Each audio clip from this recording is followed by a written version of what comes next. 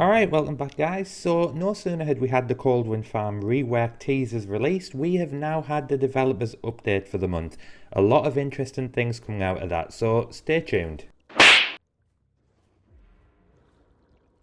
The developer update has just this minute been released. So there is some really interesting changes in there and we're going to go through them as usual and let me know what you think guys. So first of all, we have had the nerf to Freddie. So killer update, the nightmare. So for some time the nightmare stood out a crowd with his particular high kill rate. We've all called that, no surprises there. So what they've done, they've decreased his movement speed while placing a snare to 4 meters per second and reduce the maximum number of placed snares from 8 to 5.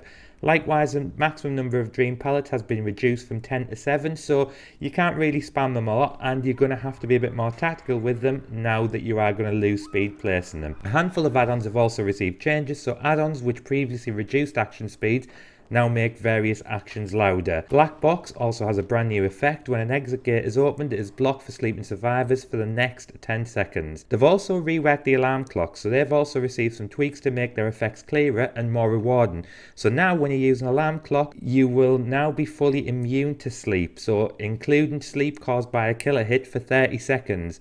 So basically, at this moment, when you wake yourself for the alarm clock, your timer starts straight away. This is now going to not start for 30 seconds, even when a killer hits you.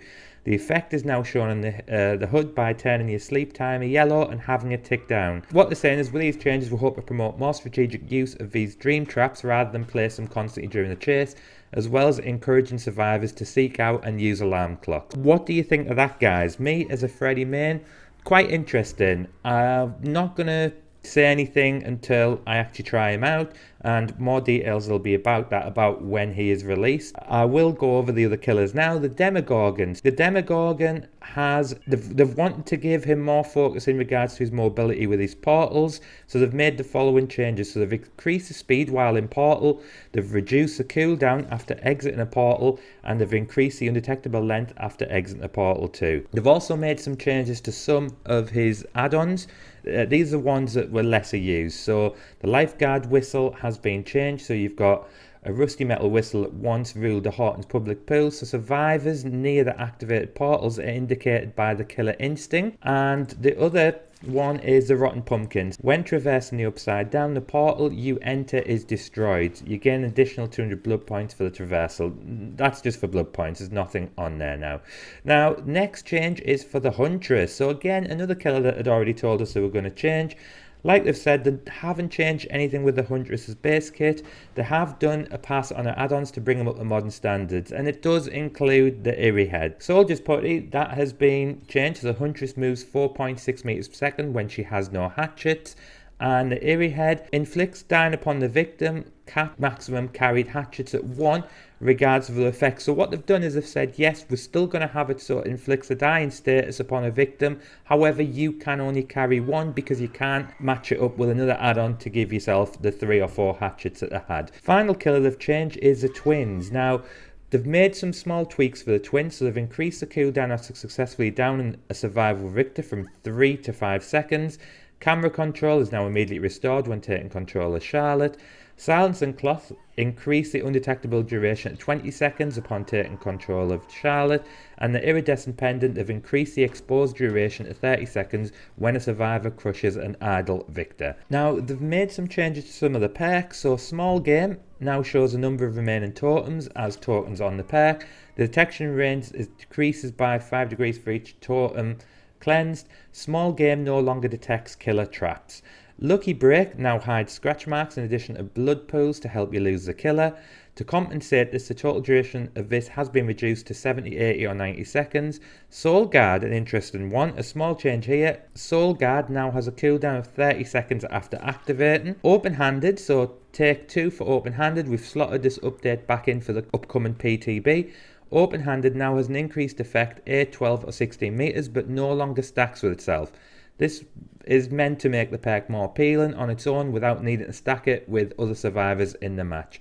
Zanshin Tactics has had a change, a very straightforward change here. It's now permanently active and also has a larger range. They've also made some changes to borrowed time, basically to remove some confusing intricacies with how borrowed time interacts with some killers and the oblivious status effect.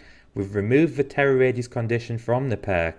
To compensate, we've reduced the duration of the endurance effect to 8, 10 and 12 seconds.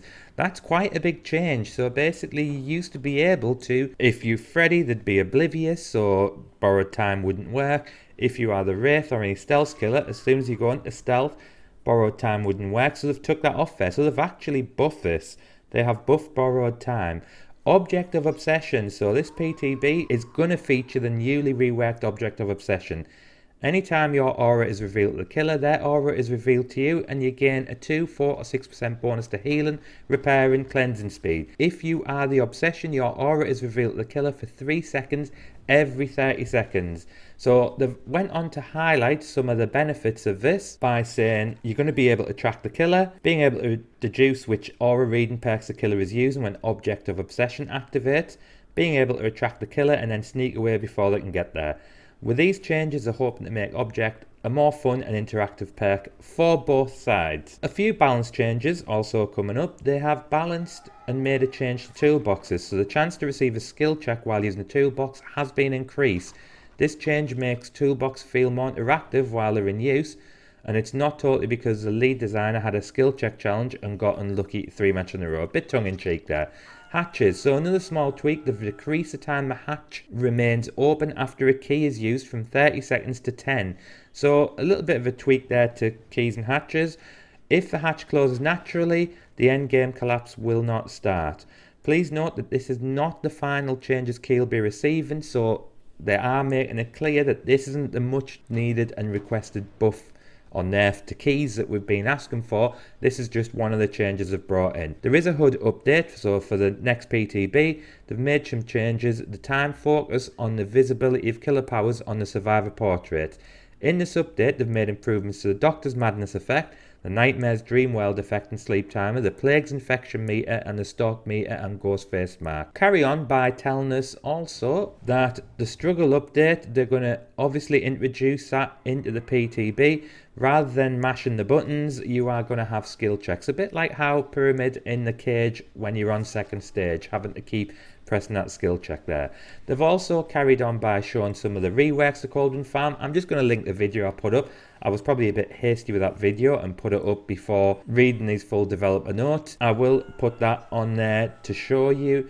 And finally, what you've all been waiting to hear is the PTB is going to be out tomorrow. That's April the 13th. All these changes will take effect in there and it's quite exciting to see. What do you think, guys? Do you like the changes? Is there any that stand out? I'm a bit surprised with the borrowed time change. I didn't think that was necessary. However, it's going to happen. So they did say they will listen to feedback. I know that's not something that happens often, but that's what we'll have the opportunity to do, to give feedback on it. So all exciting for tomorrow. The PTB lands. It normally lands around 4 PM British time, 5 PM British time, and that'll give us all an opportunity to test out these new changes. I really like the Huntress change. It's kept the eerie side of things, so you've still got your one down, but you have one hatchet. So it is going to be based more on skill. If you are very skillful with a Huntress and good with your shots and tactically aware with them, then that will be quite a big change here. Will we see less of that in the games? Hope so. Not a fan of eerie heads. I am a Freddie main though, so I'm really interested to see, and I will be trying them out in the PTB tomorrow, so watch out for the videos coming out. Alright, if you enjoyed the video, guys, please give it a quick like. Drop me a comment, let me know your thoughts on things. What do you think about this developer update? Happy with it? Not happy with it? Any comments, let me know below. And if you do enjoy the video, please give it a quick like. And if you haven't already done so, please consider pressing that subscribe button, click the notification bell, and you will be alerted when I release any more new videos. Alright, thanks guys.